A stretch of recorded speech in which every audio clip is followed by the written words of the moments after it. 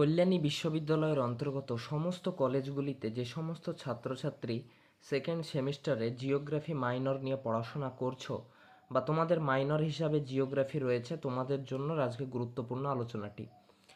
আজকের আলোচনাতে তোমাদের কিছু সাজেশন দেব এবং তোমাদের পড়ার জন্য তোমরা যে বইগুলো সাজেস্ট করতে বলছিলে তার মধ্যে থেকে কয়েকটি বই সম্বন্ধে আলোচনা করব, যে বইগুলো তোমরা কিনতে পারো এবং পড়তে পারো। তো প্রথমেই তোমাদের সিলেবাসটা দেখিয়ে দিই। তোমাদের সিলেবাসে রয়েছে প্রথমেই রয়েছে internal structure of the earth, মানে হচ্ছে পৃথিবীর অভ্যন্তরীণ ভাগের গঠন। 2 নম্বর হচ্ছে কন্টিনেন্টাল ড্রিফট থিওরি বা মহী সঞ্চারণ তত্ত্ব।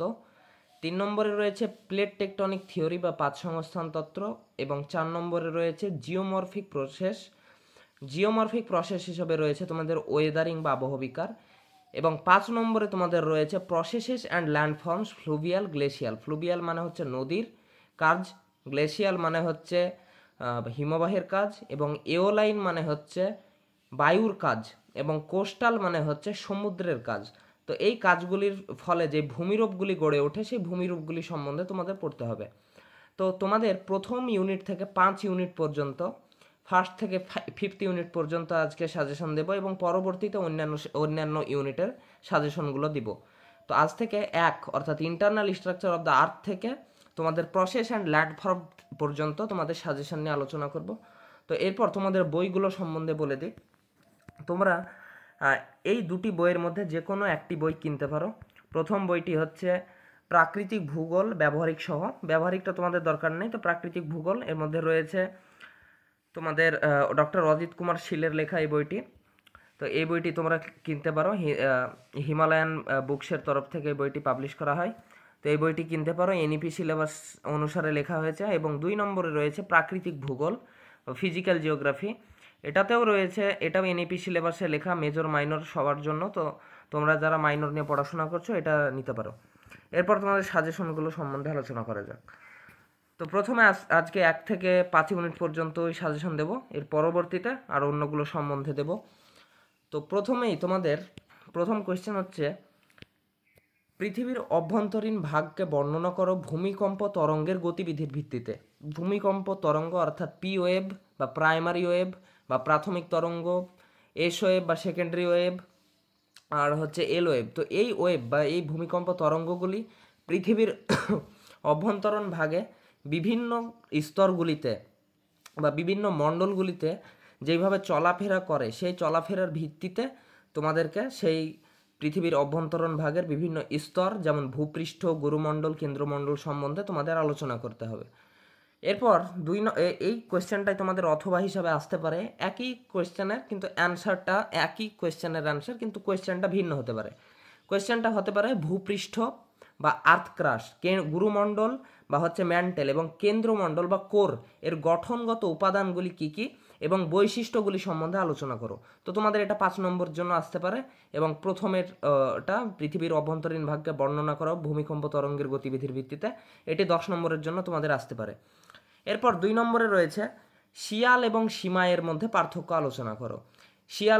শিয়াল হচ্ছে পৃথিবীর পৃষ্ঠ বা আর্থ ক্রাস্ট দুটি ভাগে বিভক্ত, একটা হচ্ছে শিয়াল এবং একটা হচ্ছে সীমা। তো শিয়াল এবং সীমার মধ্যে পার্থক্য আলোচনা করতে দিতে পারে, অথবা বলতে পারে তোমাদের এই দুটির বৈশিষ্ট্যগুলি বর্ণনা করো। তো তোমাদের যে কোনোভাবে আসতে পারে 5 মার্কের জন্য, অথবা শিয়াল এবং সীমার 2 মার্কের জন্য প্রশ্ন দিয়ে দেয়।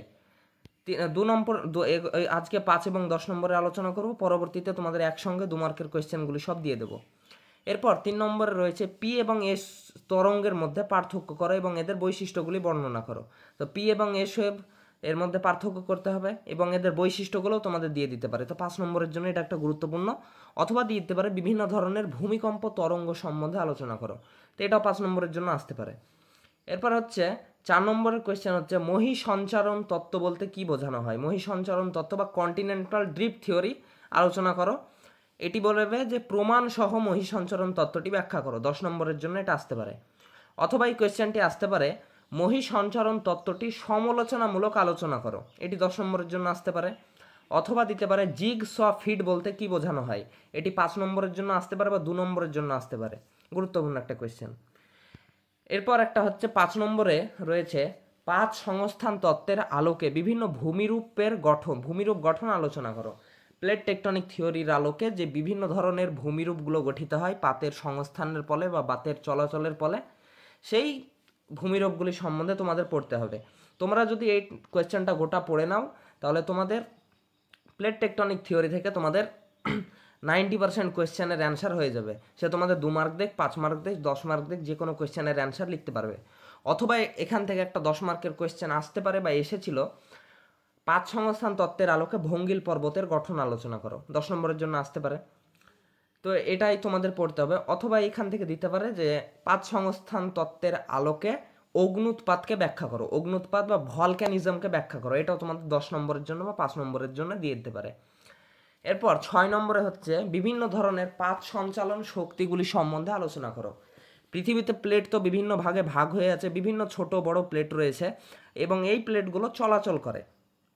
কোনোটা 5 সেমি, কোনোটা 10 সেমি, কোনোটা 12 সেমি, কোনোটা 2 সেমি, 4 সেমি, তো বছরে এইভাবে চলাচল করে।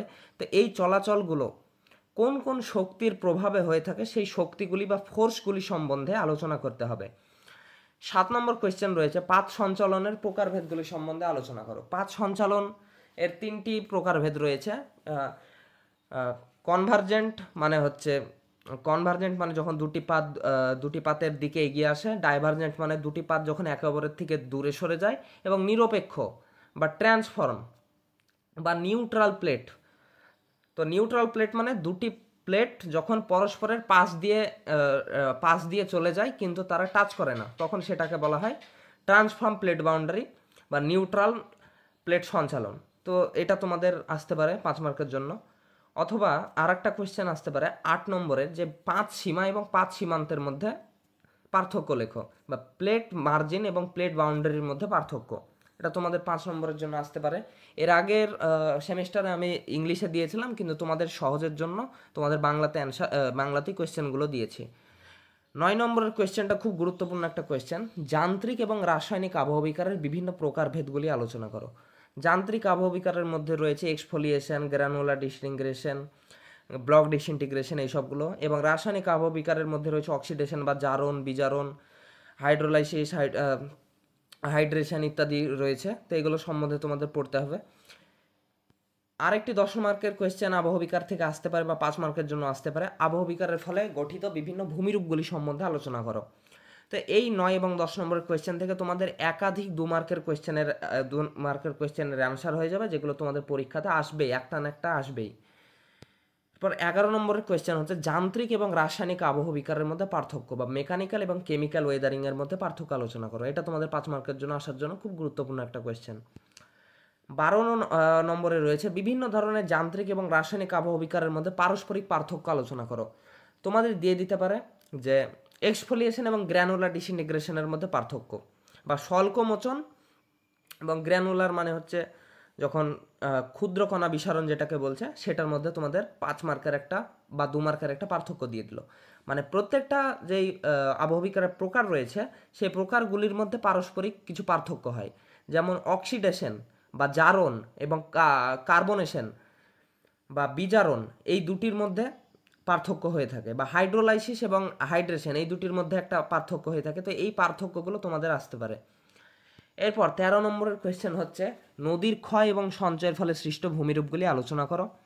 14 নম্বর কোয়েশ্চেন হচ্ছে হিমবাহের ক্ষয় এবং সঞ্চয়ের ফলে সৃষ্ট বিভিন্ন ভূমিরূপগুলি আলোচনা করো। এবং 15 নম্বর কোয়েশ্চেন হচ্ছে সমুদ্রের ক্ষয় এবং সঞ্চয়ের ফলে সৃষ্ট ভূমিরূপগুলি আলোচনা করো। এই 3টি প্রশ্নের মধ্যে একটা প্রশ্ন আসার তোমাদের 10 মার্কের আসার জন্য খুব গুরুত্বপূর্ণ।